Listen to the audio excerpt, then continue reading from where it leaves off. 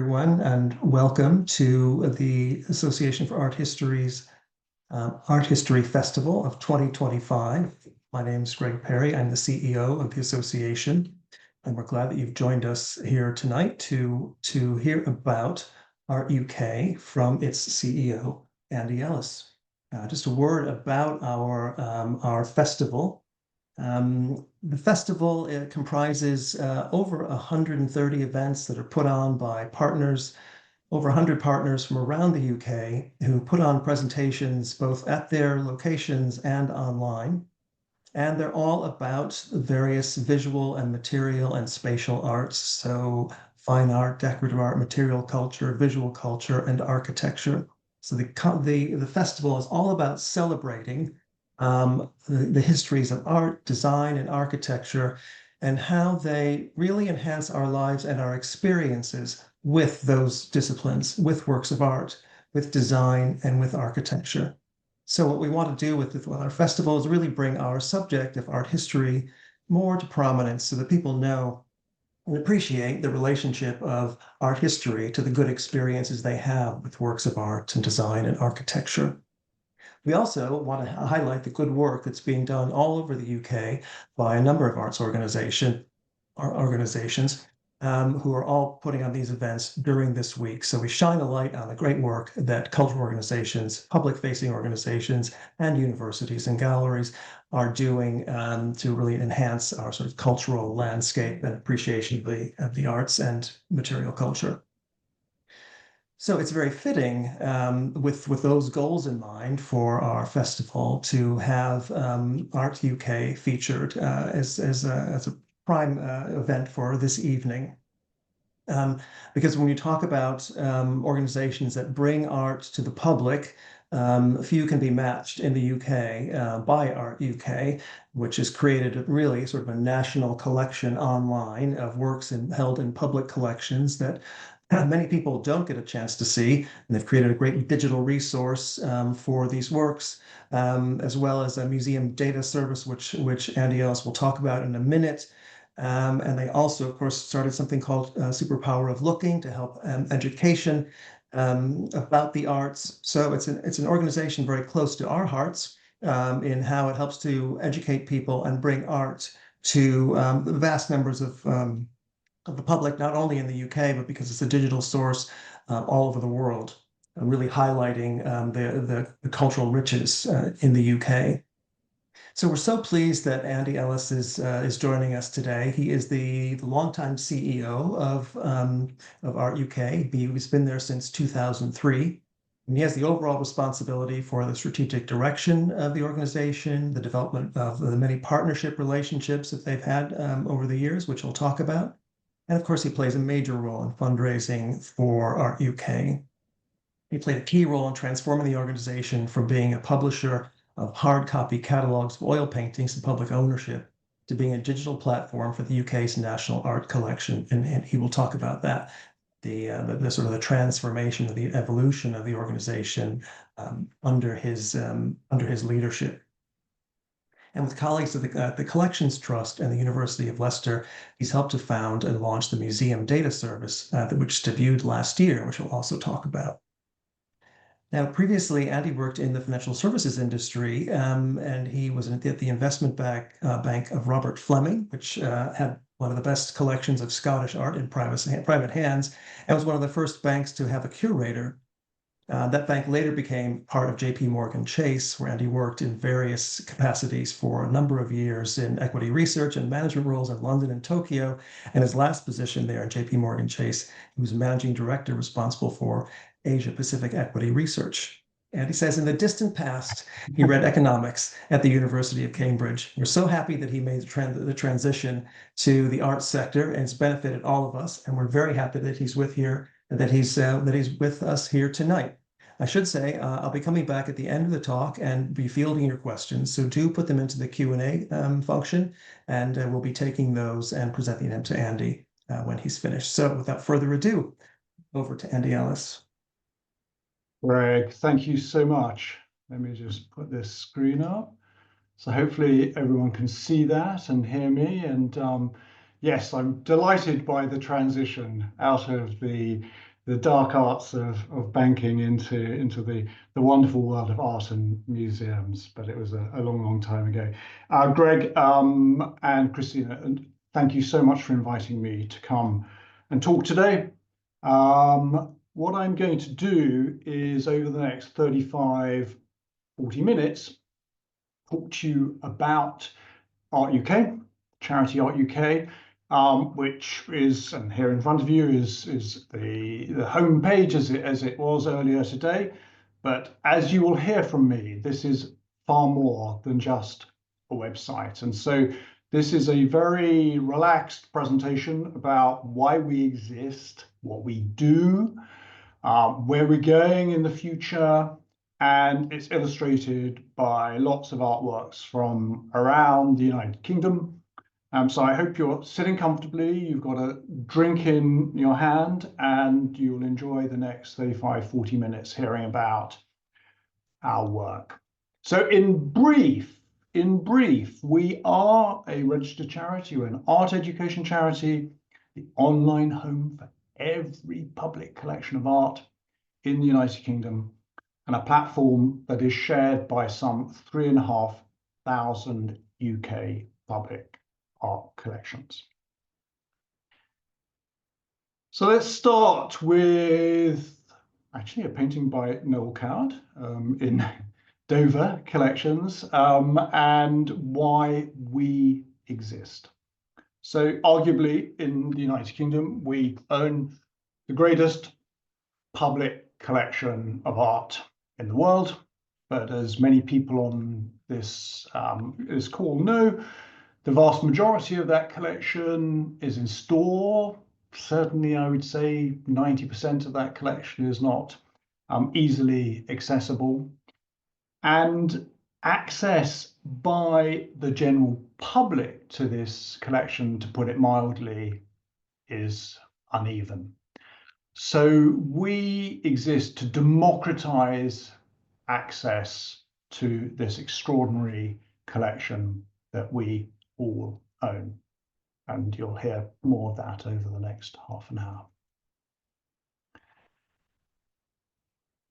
This is a photograph from the very early days of our project, when we were photographing oil paintings around the country and illustrating the point about so much of the collection being in store. And this was so many of our photographers spent time underground in these storerooms up and down the country. But it's an illustration of the challenge that we all have. We have this extraordinary collection, but we just don't have enough space to show all the collection. So what I want to do now is to give you a sense of what is included. So here are a number of the great temples to art across the country. Before I put their names up, perhaps you can have a look at this screen and see if you can recognize a number of those collections across the country. I'm sure a number of these are familiar to you. But to put you out of your misery, let me just now put their names up there. And obviously, these are our great local art museums and very much the core of what we do. But as you can imagine, let's start going through the different institutions that are participating in this, and start with the national museums. All the national art museums are part of this initiative, and I've illustrated one of those, the Imperial War Museum, which has, if you don't know, it's an extraordinary collection, absolutely extraordinary collection, now in wonderful new Blavatnik galleries, which I really recommend that you go and see. And this is one of my favorite artworks in the collection. Laura Knight proposed to the War Artists Advisory Committee after the war that she attended the Nuremberg trials. And this is the painting that came out of her attending this trial. This extraordinary mixture of the destruction that the war brought, but the very accurate representation of the accused in the court in Nuremberg. And as Laura Knight said at the time, in that ruined city, death and destruction are ever present. It's an extraordinary painting. And on Art UK, there is an article by Philippe Sands, the international lawyer, who has written about this particular painting and how representative it is, how accurate it is of that moment in time. The V&A, interestingly, the Victoria Albert Museum has more oil paintings than the National Gallery, but also an extraordinary sculpture collection. And then obviously across the country, the heart of the museums on the site at least are collections such as Pallant House, Southampton Art Gallery, the Laying up in Newcastle, which hold these extraordinary collections across the country. But then there are the museums that you wouldn't expect to have necessarily great art collections. And so, one example, and there are a number of these wonderful museums, here is the British Dental Association Dental Museum. And this is one of the many paintings by John Lavery that we have on the site. And this is, it's such a great painting of this. This is Conrad Ackner, who was a sort of celebrity dentist in the 1930s, very, very successful. And in this painting, you can see him showing off the new equipment that was in his surgery. And what's interesting is in the chair, in the dentist's chair, is actually Lavery's wife, Lady Lavery. And what I love about this is she's got her pearls around her neck and she's sort of gripping the side of the chair. Anyway, this painting, and Ackner obviously liked this so much, he had a Christmas card made of it, which he then sent out to his clients. University collections, we have every university that has an art collection on Art UK, and I think it'd be fair to say that some of the greatest surprises came from the university collection. So for example, the Essex collection of art from Latin America is one of the finest modern Latin American art collections outside the Americas. And then in terms of the art schools that are on Art UK, let's take the Slade as an example now, UCL Art Museum, but the Slade kept all the prize-winning artwork. So this was a prize-winning artwork by Spencer from when he was very, very young, probably 18 or 19. And similarly, across the Slade, and have a look at the Slade on Art UK, you'll see very early works by the likes of Paul Arago, Augustus John, and many, many, many others. Royal College of Art has a couple of very, very early Hockneys, again, left by the artist to the art school that he attended. Hospitals. We have a very good account of art in hospitals. I wouldn't say it's 100%, but it's very, very, very, very strong. So here's a Veronese, which is in the chapel at the Chelsea and Westminster Hospital. That chapel is just very close to the Costa Coffee in the hospital. This is more like the art that we tend to see in hospital collections. Wonderful Simon Black, number of artworks in the Royal Free, an extraordinary collection the Royal Free has, many hundreds of artworks, including an Orpen, for example. Council collections. So this is a rather magisterial Hogarth triptych that sits in Bristol Council Archaeology offices. London Borough of Camden has a terrific collection, actually, almost entirely in store. Many of these works acquired in the 1950s when councils were acquiring artworks in a way that they don't today, but this is a very fine Craxton. Then Parliamentary Art Collection, Bank of England, and then the various Pan-England, Wales, Pan-UK collections. So the largest collection of oil paintings on Art UK is in the National Trust, and this is one of a small number of Titians that they have. And then this is, I think, such an interesting painting. So this is in the Government Art Collection. So for those of you who are not familiar with the Government Art Collection, the Government Art Collection looks after the art that is in ministry buildings in the United Kingdom, but also in our embassies and high commissions around the world. And this artwork hangs in the British Embassy in Washington, and is actually, as far as we can tell, the only painting we have in the British National Collection by an American president. So this is by Eisenhower, who was an amateur artist, and he painted Montgomery a couple of years before he became president. Apparently they didn't have a very good relationship, but he still painted Montgomery. So overall, that sort of 3,500 collections is made up of only about a third of the institutions are actually museums. The majority of the institutions are other kinds of institutions like universities, hospitals, fire stations, town halls, libraries, and so forth. But if you did this pie chart by number of artworks, the vast majority of the artworks are actually in the museums. So whilst our focus is principally on the public collections, we do have some non-public collections on the site. It's a small number, it's a growing number. So the charity, for example, Black Outdoor Art, we have all the Oxford colleges art paintings, and most of the Cambridge colleges, the Kalili collection. We're starting to bring in a few corporate collections. So at the moment, mainly represented by Hiscox. We'd love to bring in some more livery companies and historic houses outside the National Trust and English Heritage.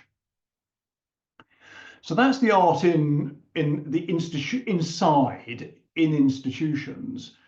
But we've also, as you'll discover on the platform, if you're not familiar with it already, there is a comprehensive audit of all the sculptures, the public sculptures in our streets and squares, and indeed fields across the United Kingdom. Here are actually three, not four, but three of my favourites, the wonderful Veronica Ryan, this extraordinary Anthony Gormley. So this is in Cambridge, and you all remember Anthony Gormley figures. And this is an Anthony Gormley figure that has basically been buried head down on Downing Street in the middle of Cambridge, and all that is appearing are the soles of the feet.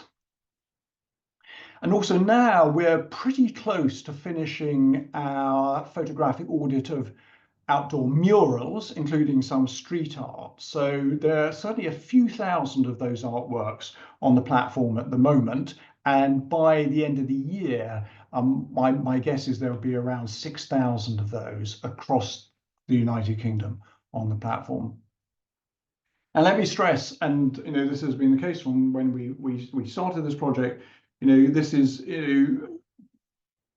pure democracy in action in terms of what we include. Everything's included, whatever the condition of the artworks, and ranging from the absolute sublime artworks such as this gorgeous Simone Martini up in Liverpool, to the less sublime account of the great Essex Police Force rescuing this hermit here in Essex Police Museum.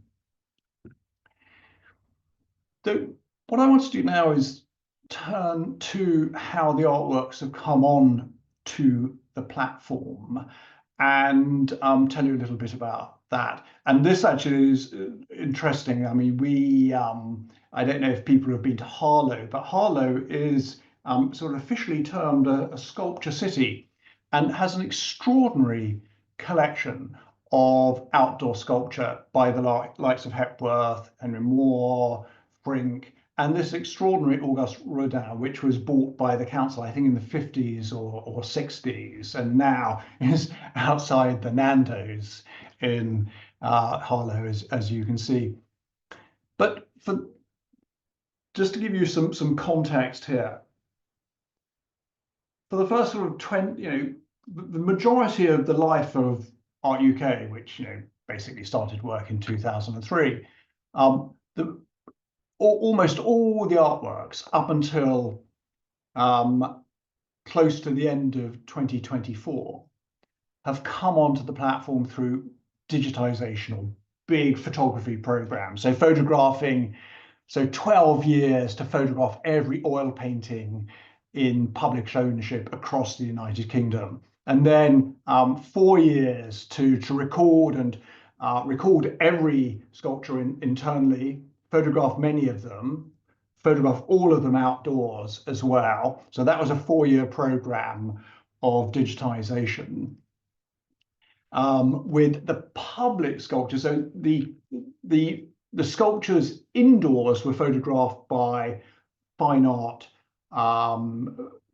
specialist photographers, and that applied to the paintings as well. But outdoors, and this also applies to the murals, we've recruited wonderful volunteers, many from, for example, the Royal Photographic Society, who've done the photography of the sculptures outdoors.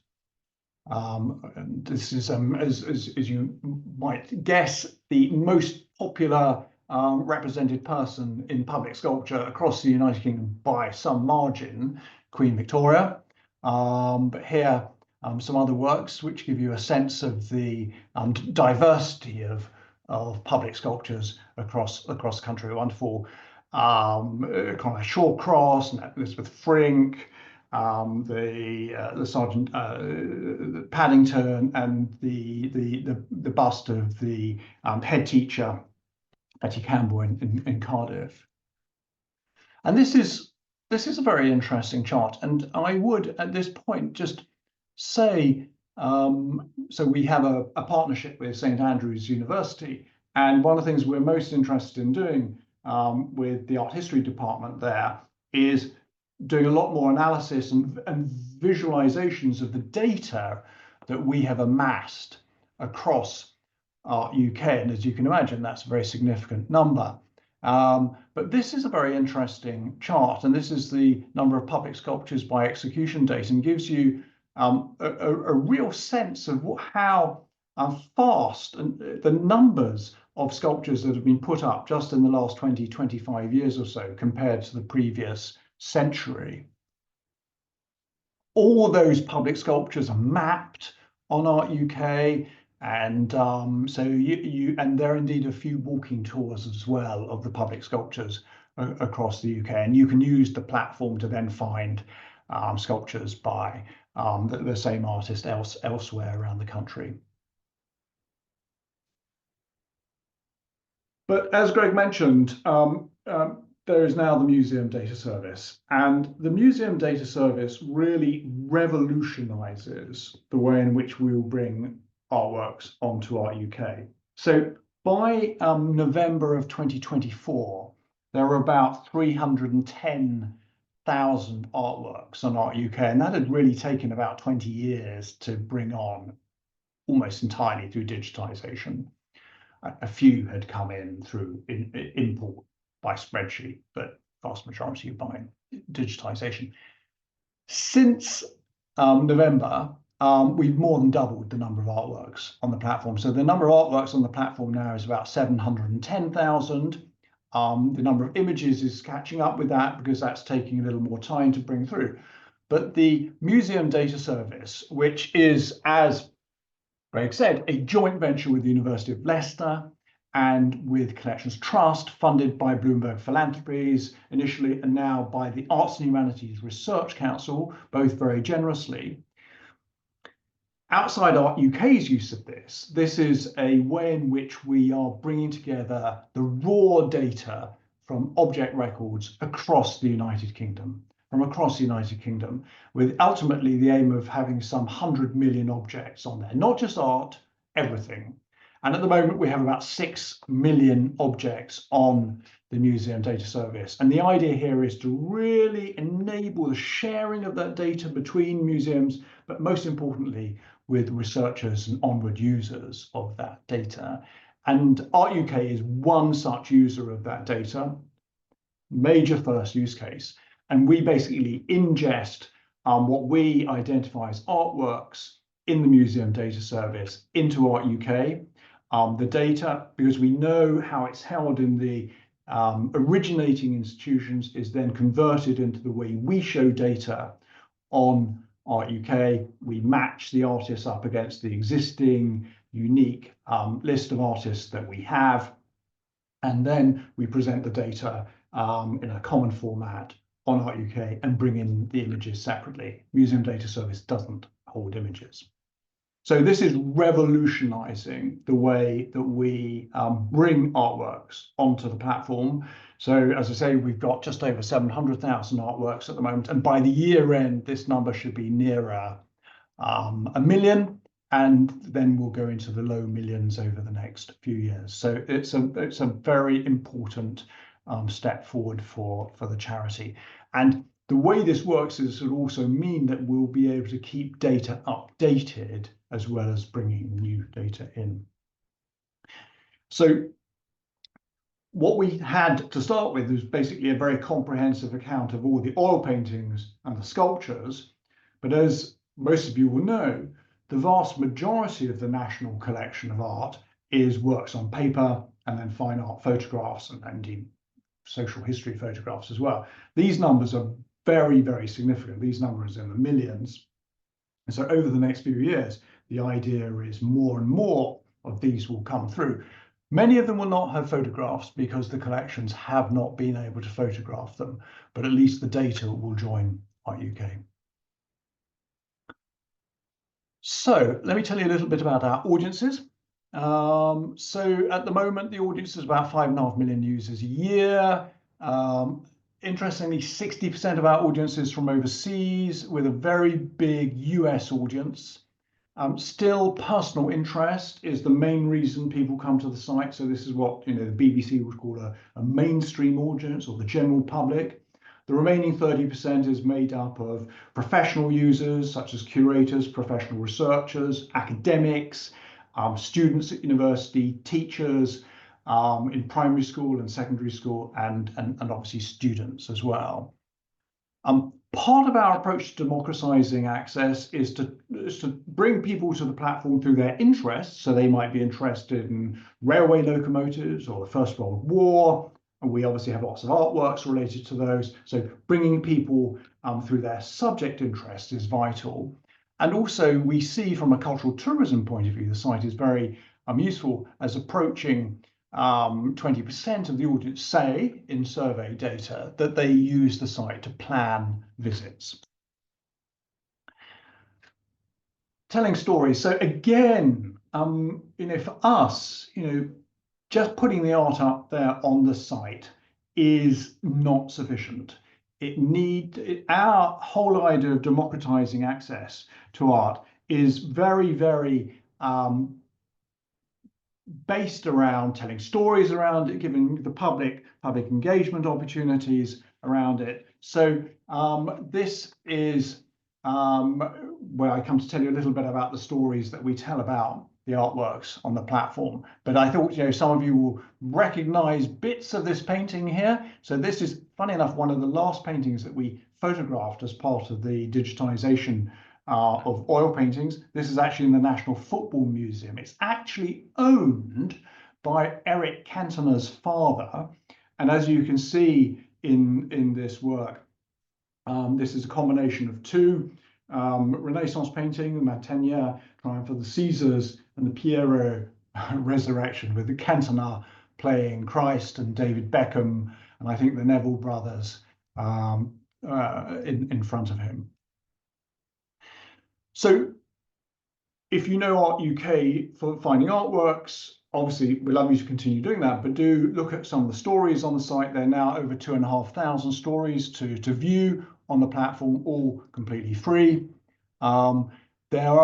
Every artist has their own landing page on the site. And so now we are we're just about showing over 68,000 artists across the United Kingdom.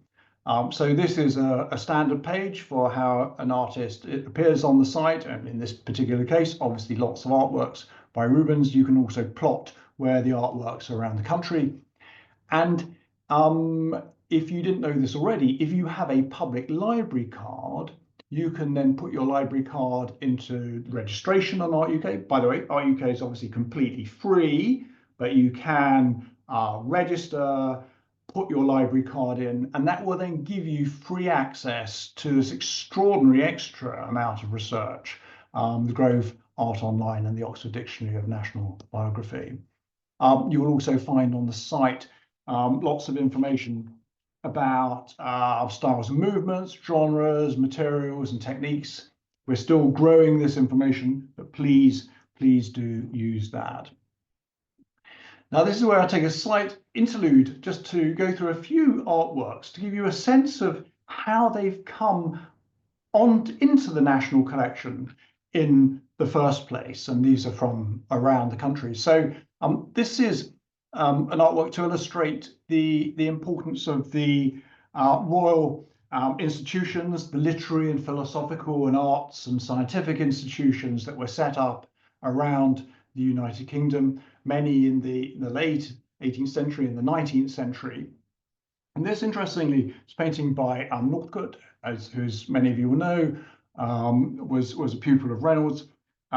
This was the very first painting to basically go into Manchester City Art Gallery's collection through the Royal Manchester Institution. And this was acquired by them, their very first work in 1827.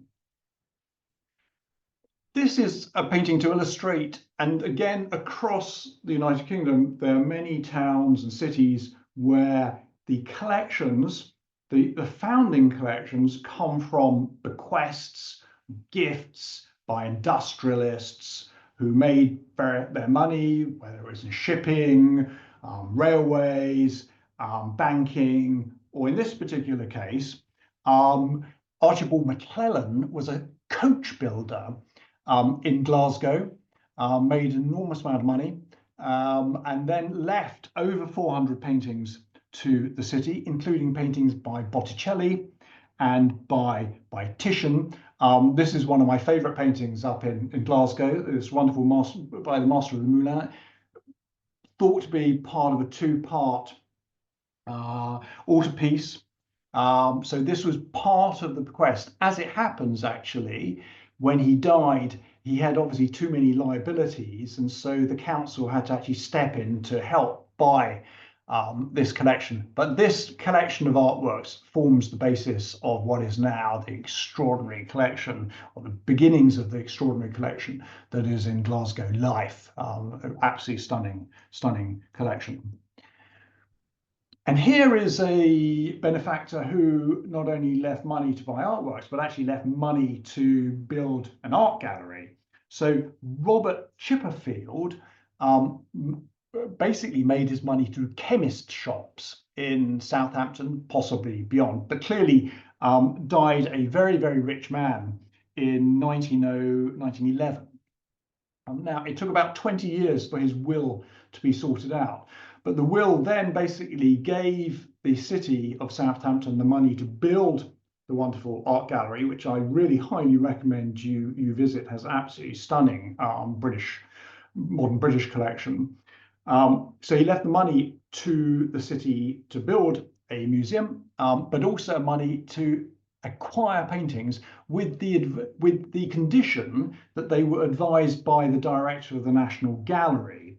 And Kenneth Clark in 1934 played a very key role in helping guide them. This was actually acquired much later in 1975, but this is certainly one of my favorite Monets in the British collection. Here is one of the earliest Rembrandts to come into a public collection. This was originally owned by Charles I, and then in auction in 1948. It was put up for auction in 1948, and it was acquired by the Ocean Steamship Company and then gifted to the Walker Art Gallery in Museum. What an extraordinary act of generosity, if only modern day corporates would do the same. The Friends of Museums have played very, very key roles in acquiring artworks for their museums. And one of the oldest Friends of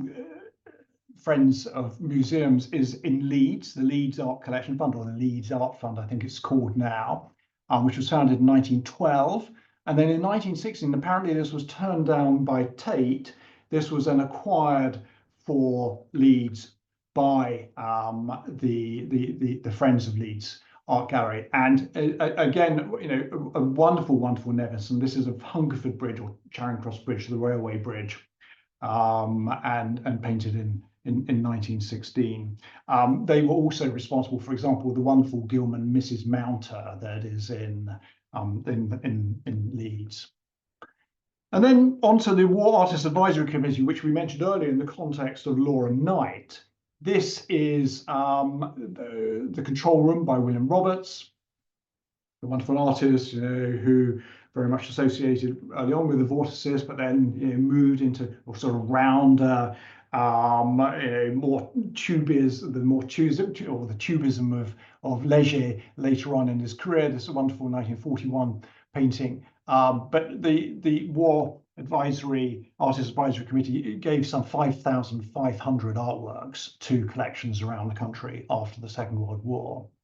And then finally, as an example of, you know, not only, you know, the generosity of the National Heritage Memorial Fund, the Art Fund as well, but also one of the last cases I sort of remember where council actually put serious amounts of money into buying a collection, but buying an artwork. And this was in 2004, where this great Basil Van Dyck of Basil Dixwell was acquired. But now, as we all know, the councils do not have any money. But there was a period when councils, particularly between the 50s and, you know, 2000, when many councils had good acquisition budgets and were acquiring fantastic artworks. And interestingly, again, as part of this visualization of the data, and this is done many, many years ago, and I did this with some help from a colleague, and we need to really update this. But so this gives you a sense of, just for the oil paintings, where we could tell from the data whether it was a bequest or a donation, whether it was a purchase.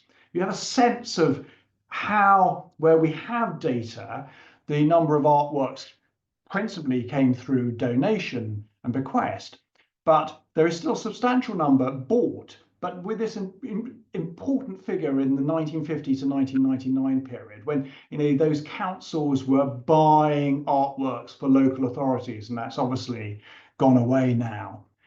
An area for a lot more research in the future. So back to the work of Art UK.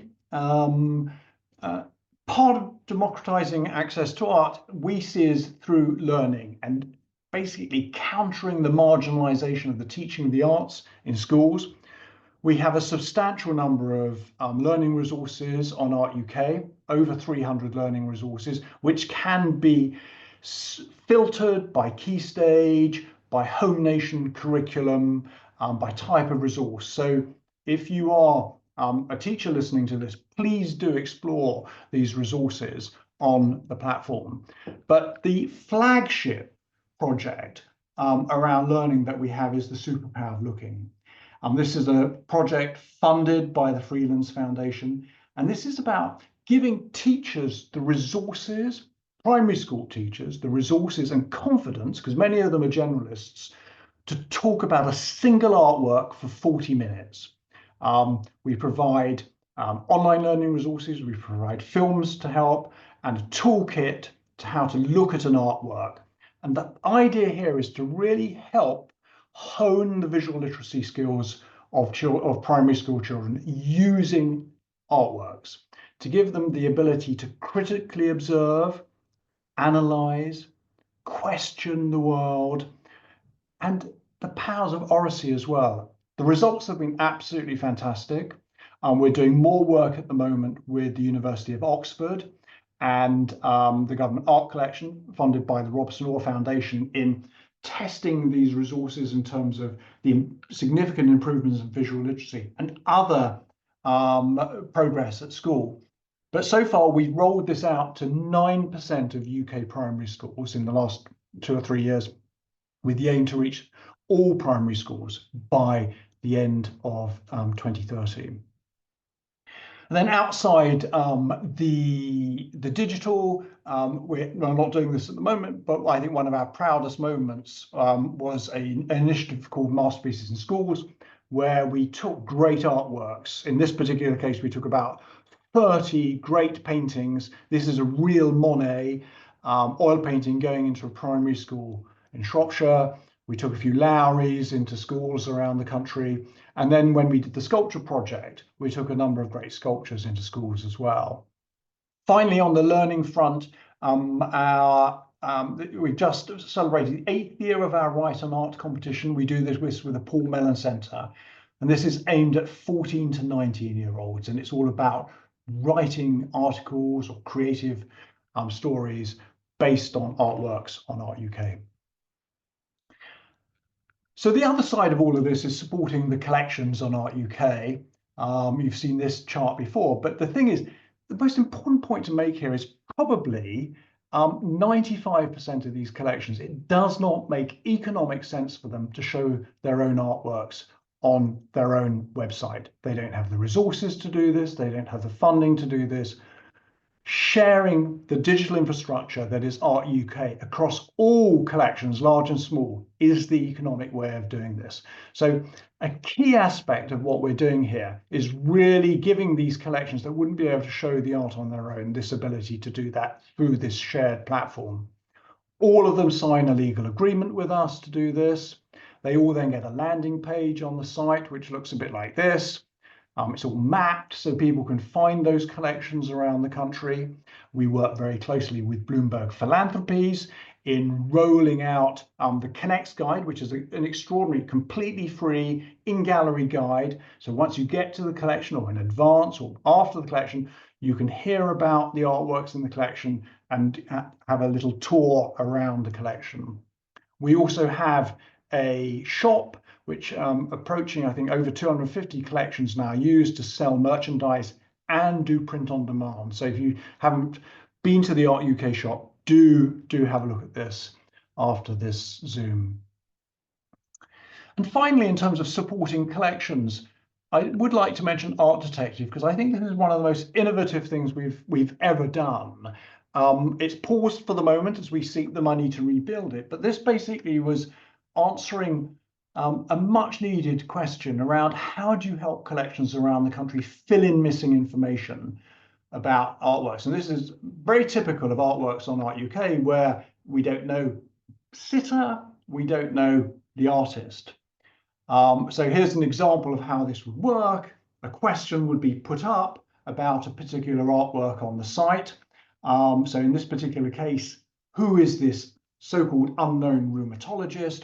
And we'd crowdsource information, specialist information from members of the public, from dealers, curators, from academics, and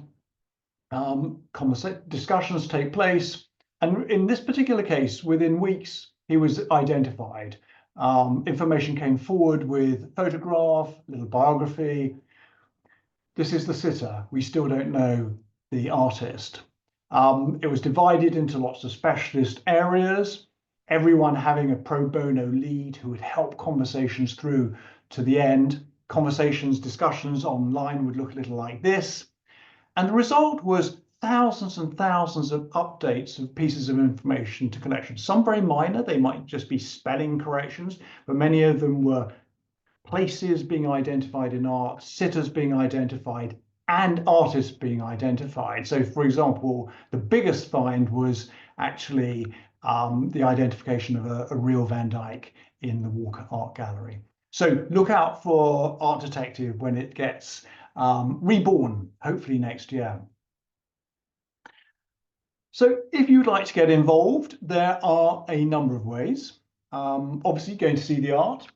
We all know at Art UK that sharing art online is nothing like seeing the real thing. So do go and see the real thing. And as I said earlier, a good percentage of our audience uses the platform to plan visits. When Art Detective gets relaunched, do please play a part in that. Even just to watch how some of the discussions and discoveries have taken place is eye-opening. You can tag artworks on the platform. Help us identify what is in artworks so that we can then help people search the site. Now, I would add that through our work with the universities, particularly Leicester, we will be looking, as we think to, and I'll talk about this in a second, rebuild the platform, make much more use of AI to help us identify subjects in artworks.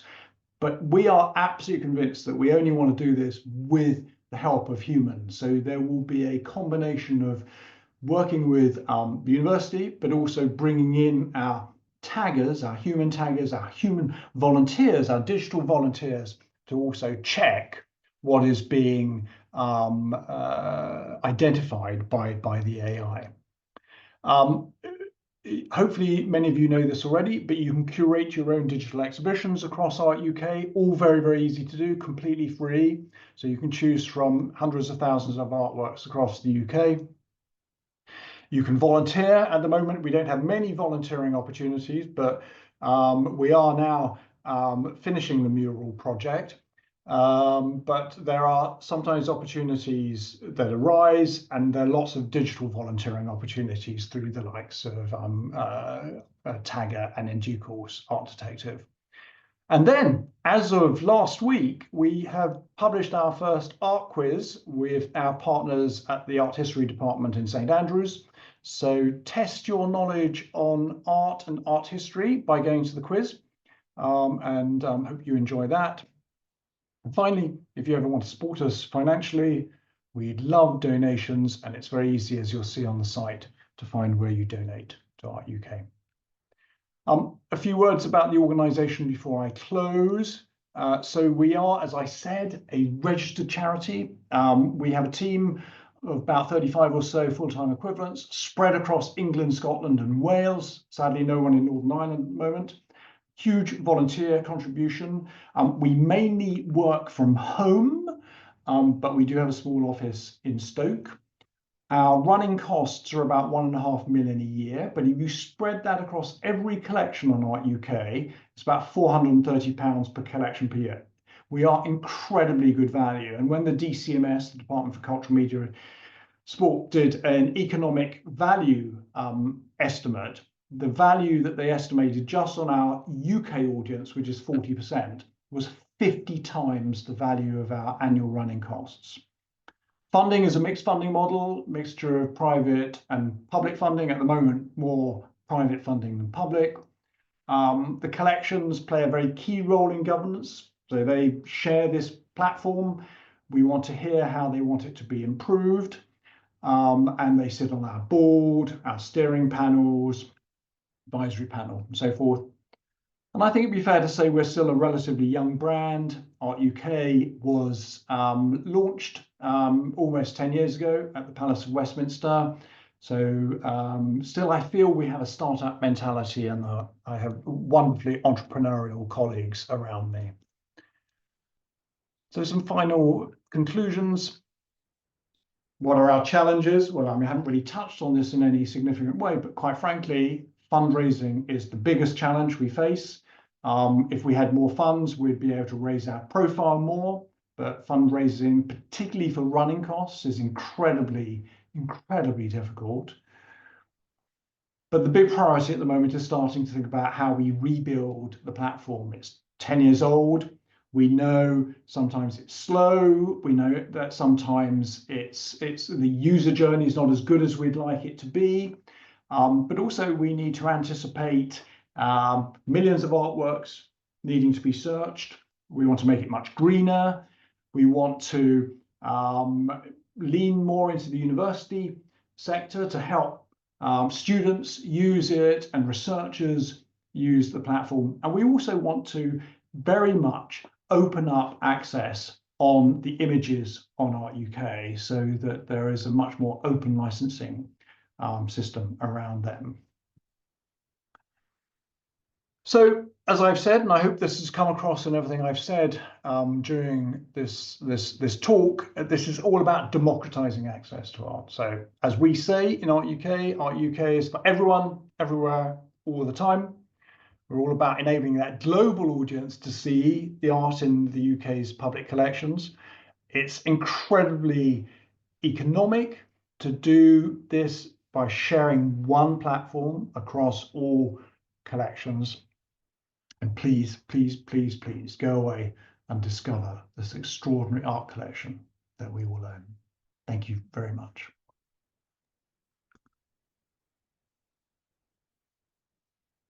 Andy, thank you. I think my head is spinning from all the things that you're doing at Art UK and you've done over the years. That is just an incredible amount of work that you've done. And as you said, in democratizing access to art and bringing it to so many people. I mean, the number of users you have, 5.5 million per year, and just the amount of material that you've covered and uncovered and made public is incredible public benefit. So thank you so much for running through all of that for us, because I think few people, even including myself, really had the full idea of what Art UK does for improving public access to the arts. So it was quite impressive. Thank you so much. And we have some questions. I'm just going to have a look at these now. So someone asks about the Royal Collection Trust, whether that's not in Art UK, isn't? It's it's not at the moment, and we'd obviously love it to join Art UK. So let's see what happens on that front. But yeah. And I think you'd mentioned in your talk about private collections. I would add, we should just say, the Royal Collection, it is very much a private collection. So that's why it has not been a big focus to date. But we would very much love them to be part of it. Right. And someone asked you did mention private collections moving into that area in your talk. And I guess that someone's asking a little bit more about that. Can you talk a little bit more about your sort of strategy with regard to private collections and integrating that into your work of Art UK? So I think, let me just emphasize that the overriding focus of our work is supporting the public collections, because quite frankly, that is where the support is needed.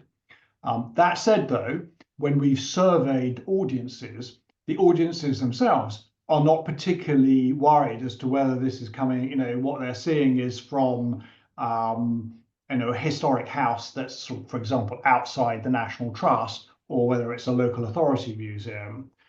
So we are starting to try and bring more of those collections in.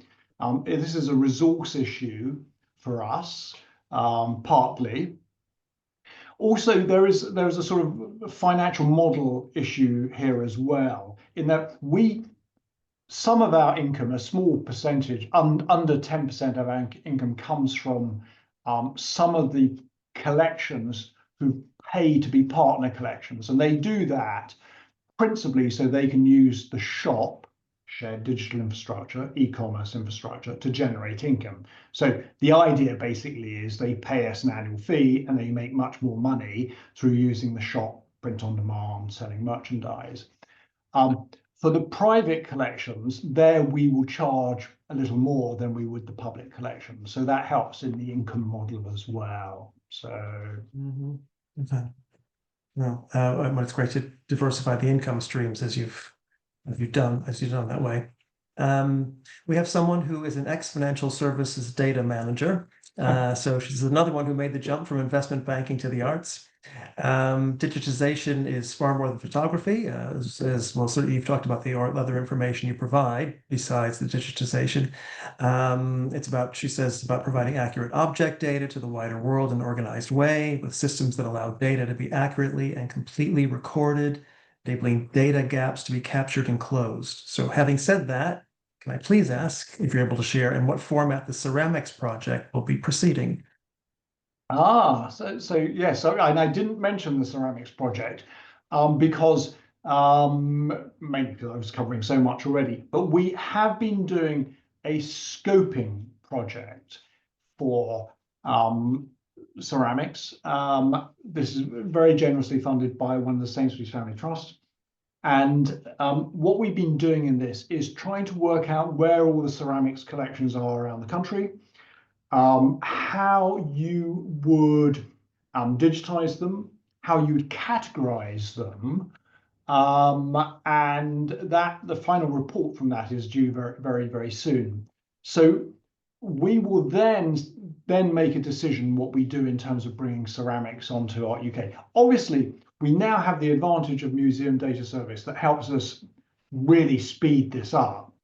But I should say we would need some more money beyond that. And if we wanted to do any photography, much more money. So this is very much around thinking whether it's the right thing to do. And personally, I think it would be a great thing to do. And then thinking about how we fund it. But the point the questioner is also making around making sure the data is complete, and that I again stress where Art Detective, when we relaunch that, and we've just been seeking funding to relaunch that, Art Detective is just so critical from that point of view, because the data we share with our audience is the data that the collections provide us with, and in many cases these collections, do not have fine art curators. The vast majority of the collections on Art UK do not have a fine art curator. So helping improve that knowledge over time is a really interesting and a significant challenge. And that's where a expert knowledge crowdsourced network, digital network, which is effectively what Art Detective is going to be so important. Well, that sounds exciting, and wish you luck with that, with your efforts to fundraise for that and get that up and running. Again, I know we were running out of time. I've got one more question here, which is one that actually came to my mind as well. Are there other equivalents to something? Is Art UK sort of a unique organization, everything that brings together? Are there other examples internationally of similar types of organizations?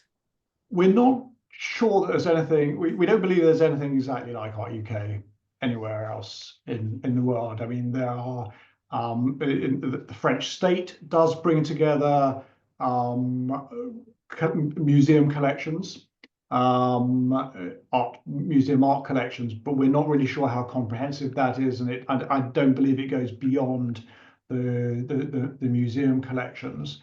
Obviously, Europeana brings together some of this data across other across European countries, but it doesn't have a specific, naturally doesn't have a specific focus on art.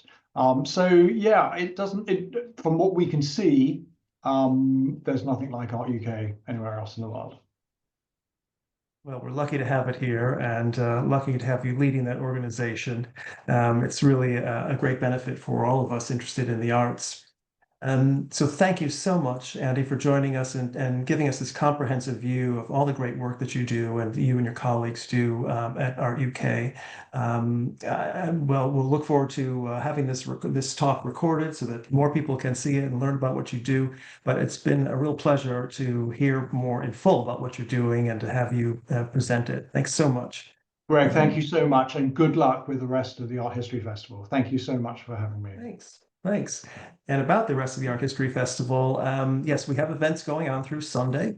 And these are events, as I said, that are online as well as at locations all around the UK. Tomorrow evening, we have something at our location at Cowcross Street in Clerkenwell. It's going to be a talk from artists who are talking about environmental concerns and activism in their work. So at 5:15, we're going to have something about the Remember Nature Project, which will include, this is a day in November, it's a national day of art action in defense of our national environment, and 16 partner organizations from around the country are commissioning artists to create something for this day of action. We're going to have the co-curator of that national project, Joe Jolson, and with 3 artists, Paul Harfleet, Uta Kogelsberger, and Yu Chen Wang, to talk about what they're going to be offering on that day of action in November. And then that's at 5:15, and at 6:30, directly following, we'll have the internationally acclaimed artist Amalia Pica, who's Argentinian, lives in London, has had shows really around the world, is collected in Tate and other collections in the UK. She'll be talking to art historian Richard Tawes about her work that also involves the environment, and specifically work that she developed with primatologists and field work in Nigeria and North America on tool use and gesture among great apes. So that should be rather interesting. And then we'll also have a VR experience available tomorrow that one has to book, and that's a VR experience of the Artemisia Gentileschi painting of St. Catherine's, or her self-portrait of St. Catherine of Alexandria. So a rather full evening tomorrow. We welcome you to come down to Cowcross Street to see this.